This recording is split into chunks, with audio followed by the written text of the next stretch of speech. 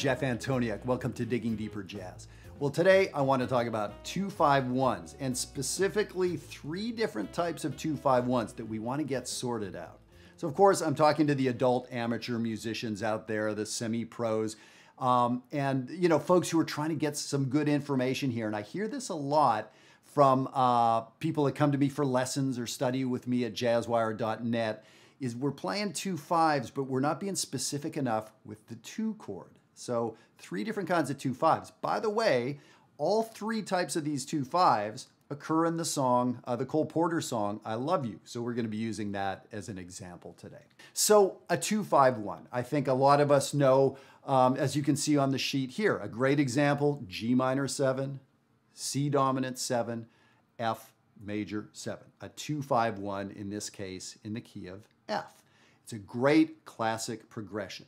And I say classic because the 2 chord really is minor. It's supposed to be minor. We can talk about why that is later.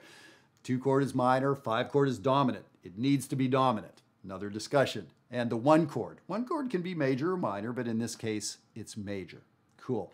So this is something we all need to be comfortable with. So I've written out actually some really good usable licks for you here. So at the very least, you're going to leave with some pretty smoking 2-5-1 licks.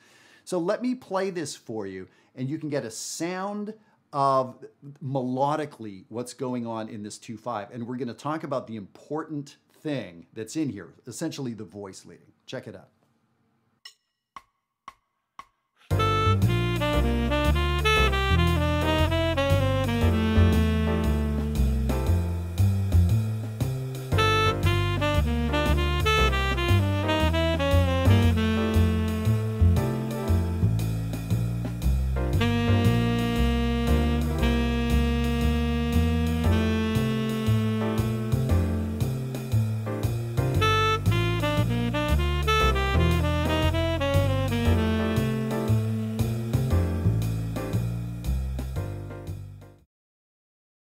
Okay, so I played that great melody, and I say it's a great melody because it really has the sound of the harmony inside it. I played it once, played it a second time, then I played those half notes and whole notes, that voice leading line.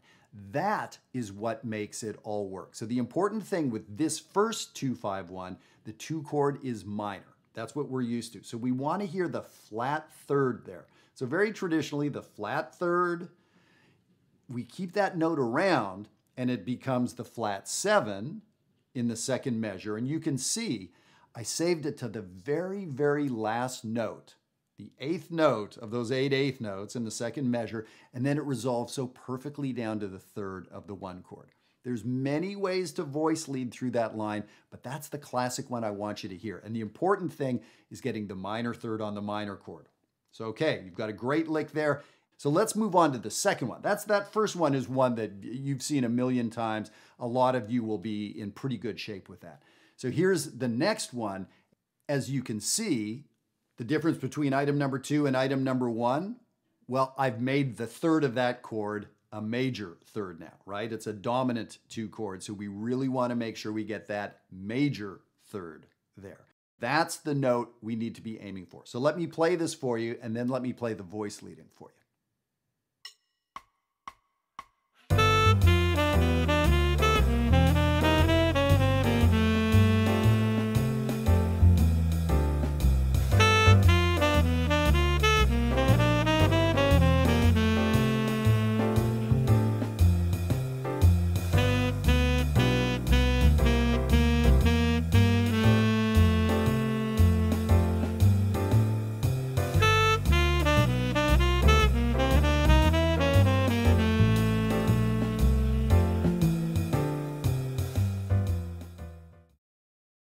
All right, so the sound of that 2-5 with the dominant 2, it's brighter. It's a pretty hip sound, and so we really want to play that up. So when you see a 2-5-1 with the dominant 2, the 3rd is the note you got to be aiming for. And now, as you can see with the voice leading, we had that major 3rd. It voice leads down a half step to the flat 7, and a voice leads down a half step to the 3rd. So I've done a bunch of videos on voice leading and taught workshops on it. If you have any questions, you can definitely go check those out. Or of course, join us at Jazzwire, where we talk about this stuff daily weekly, for sure. So that sound of the major third and then how it resolves. You can see that that B natural, I made sure to move it nicely to the B flat in the second measure over the C7. I begin and I end that measure with the B flat. Do you have to do it that way? Absolutely not. But it really made the sound very strong. And the difference between the first one and the second, you could rewind the video and listen to the first 2/5 with the minor 2, then listen to this one with the dominant 2. They have a really different flavor. Okay, so now in the song I Love You by Cole Porter, he does this very cool thing. Cole Porter does this a lot in his compositions where he'll do a minor 2/5. In other words, a 2/5 progression that's taking our ear to a minor 1 chord. We know we're in the minor key. And at the last second, he doesn't go to a minor chord, he goes to a major chord.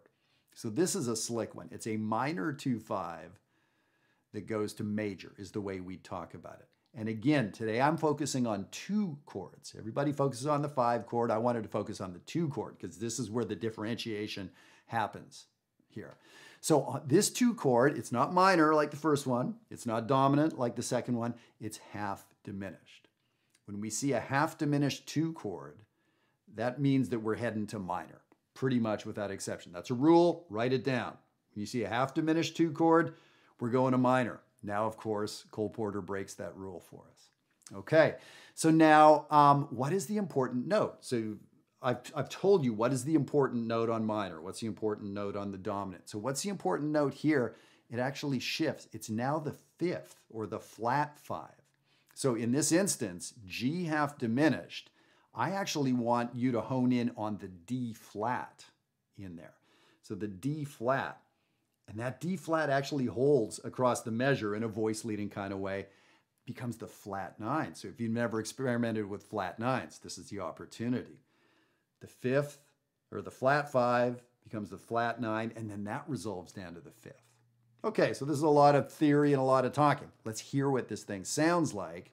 I'll play it twice, I'll play the voice leading line, and you'll get a sense of this.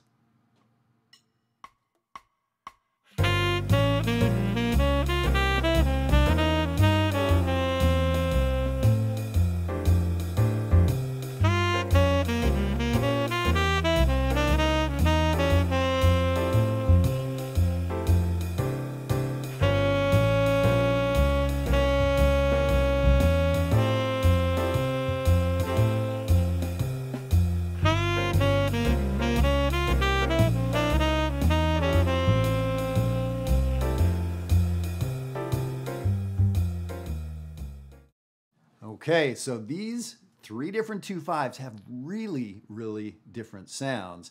And again, we're focusing on what we do with the 2 chord, how we set it up. So with this one, that D flat, the flat 5, and that's the big different note in a half diminished chord, how that flat 5 is there. And then over the dominant chord, I sort of kept the sound of that flat 9. There's a zillion things we could do there, but I decided to keep the flat 9.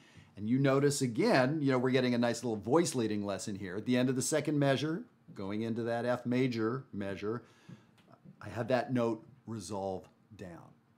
So 3 different kinds of 2/5. So when you recognize a 2/5 progression, don't just play the same stuff you usually play.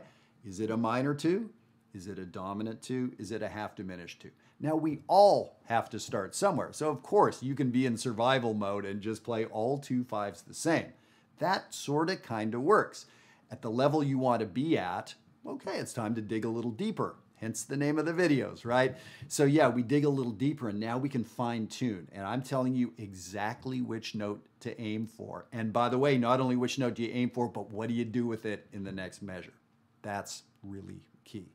So I tell you what, I'm just going to finish off by playing through Cole Porter's tune, I Love You, and we get to hear each of these 2/5s. So follow along on the music. I'll put the lead sheet up on the screen and see if you can just sort of get a sense of how each of these 2/5s is a little different from each other. You're going to hear, various versions of each of these 3. And this is kind of an ear training thing, right? Like getting used to the idea that a 2/5 isn't just a 2/5. They go to different places and they start in different ways. All right. Hope you enjoyed this and the Digging Deeper Jazz podcast. Please tell people about it. Please subscribe yourself. And I hope this is yet another way for us to keep connecting. Enjoy.